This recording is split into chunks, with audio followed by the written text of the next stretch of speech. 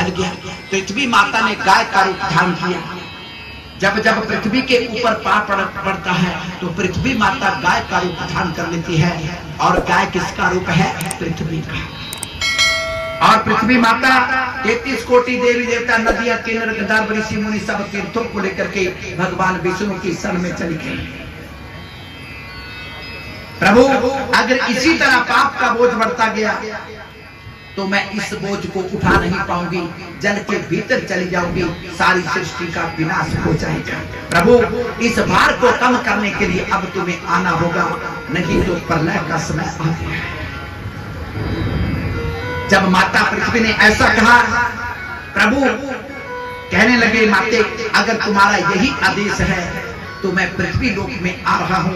सभी देवी देवताओं को, नदियां, किन्नर, गंधर्व, ऋषि मुनि सब तीर्थों को कहा, तुम जाकर के गोकुल धाम को सुंदर बना दो। गोपियों का रूप धारण कर लो, ग्वालों का रूप धारण कर लो, गौओं का, बछड़ों का, बेलों का, वृक्षों का, झरनों का। मैं माता देवकी के 8वें गर्भ में आऊंगा और बाल लीला करने के लिए तुम्हारे पास गोकुल में पहुंच जाऊंगा। वही हुआ, सभी देवी देवता अपना अपना रूप लेकर के गोकुल में बैठ गए, गोकुल धाम को सुंदर बना दिया। और उधर राजा कंस अपनी छोटी बहन देवकी की शादी वासुदेव से कर रही है। और भक्तों, माता देवकी जो है कंस की सगी बहन नहीं है, चाचा की लड़की है। माता देवकी के पिता का नाम देवक है और कंस के पिता का नाम उग्रसेन है। लेकिन धूमधाम से शादी कर रहा है, छोटी बहन है, बड़ा भेज दिया, हीरे मोती सोने चांदी का दान किया, गौओं का दान किया, घोड़ों का दान किया, हाथियों का दान किया। क्योंकि दान करना जरूरी है, क्योंकि दान करने से धन शुद्ध होता है और शुद्ध धन ही अच्छे काम में खर्च होता है। अगर दान नहीं करोगे तब फिर हॉस्पिटल में कोर्ट हो जाएगी। बोले शंकर भगवान की। का समय आया, कंस ने विचार किया, मैं अपनी बहन को घर तक छोड़ने जाऊंगा। और कंस ने क्या किया, रथ के सारथी बन गए, माता देवकी और वासुदेव को पीछे बिठाया। जब आधे रास्ते में पहुंचे, आकाशवाणी हुई, हे राजा कंस, जिस बहन देवकी की शादी तुम धूमधाम से कर रहे हो, इसी देवकी की 8वीं संतान के हाथों तेरी मृत्यु होगी। देवकी की 8वीं संतान तेरा काल होगा। कंस ने तलवार निकाली, माता देवकी को बालों से पकड़ा, गर्दन काटने लग गया। जब देवकी नहीं रहेगी तो 8वीं संतान कहां से आएगी? वासुदेव ने रोका, महाराज ठहरो, नारी का वध नहीं करना चाहिए। और भक्तों, मैं भी कहता हूं, जिस घर में मेरी माता बहनों का अपमान होता है वो घर भी घर नहीं, वो भी शमशान होता है। माता बहनों का कभी अपमान नहीं करना चाहिए, क्योंकि नारी के 4 रूप हैं। ये माँ भी है, बहन भी है, पत्नी भी है, बेटी भी है। बोले शंकर भगवान। और कंस ने क्या किया, माता देवकी और वासुदेव को काल कोठरी में बंद कर दिया। देखिए, माता देवकी और वासुदेव के ऊपर ये संकट क्यों आया? क्योंकि माता देवकी और वासुदेव ने बड़ी गलती की। रथ का सारथी किसको बना लिया? कंस को, पाप को। कंस पाप है और भगवान कहते हैं, अगर आप भी अपने जीवन के रथ का सारथी पाप बनाएंगे तो आपके संकट भी कभी नहीं मिटेंगे।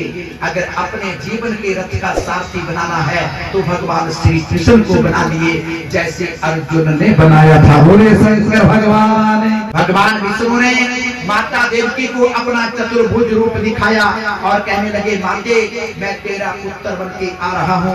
माता देवकी कहने लगी, प्रभु मुझे 4 हाथ वाला पुत्र नहीं चाहिए। भगवान ने 2 हाथ बनाए, माते उनका पुत्र लगना। माता देवकी कहने लगी, प्रभु मुझे 6 फुट का नहीं, मुझे तो छोटा सा बालक चाहिए। माता देवकी के सामने सामने भगवान विष्णु छोटे से बालक कृष्ण बन करके माता देवकी की गोदी में सो गए। क्योंकि भगवान कहते हैं, जितनी बड़ी मेरे भक्त की भावना होती है उतना ही छोटा मैं बन जाता हूँ। इसलिए हमेशा याद रखना, अगर बड़ा करना है तो अपनी भावना को बड़ा कर दो, अपने आप छोटे बन जाओ, कल्याण हो जाएगा। बोले शंकर भगवान की। भगवान ने फिर पूछा, माते उनका लगे था पुत्र। अरे प्रभु कहाँ बातें बड़ों जैसी कर रहे हो? प्रभु तुम्हें पता है, जब बच्चा पैदा होता है तो वो बोलता नहीं है, रोता है। और प्रभु ने रोना चिराना शुरू कर दिया। आसमान से पुष्पों की वृष्टि होने लगी, शंख ध्वनियां होने लगी, नाद होने लगे, जय जयकार होने लगी। अब सब खड़े हो जाएंगे, मेरे प्रभु आ रहे हैं।